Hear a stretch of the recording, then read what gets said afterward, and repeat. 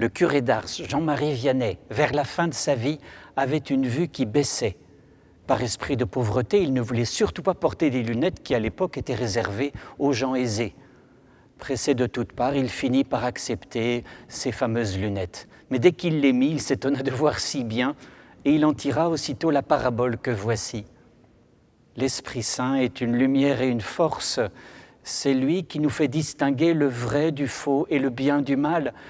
Comme ces lunettes qui grossissent les objets, l'Esprit Saint nous fait voir le bien et le mal en grand. Avec le Saint-Esprit, on voit tout en grand. On voit la grandeur des moindres actions faites pour Dieu et aussi la grandeur des moindres fautes.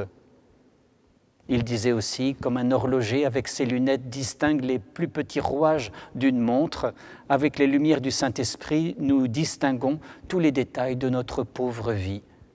Les orgueilleux sont ceux qui n'ont point l'Esprit Saint. Les gens du monde n'ont pas l'Esprit Saint, ou s'ils l'ont, ils ne l'ont qu'en passant. Ils ne s'arrêtent pas chez eux. Le bruit du monde le fait partir.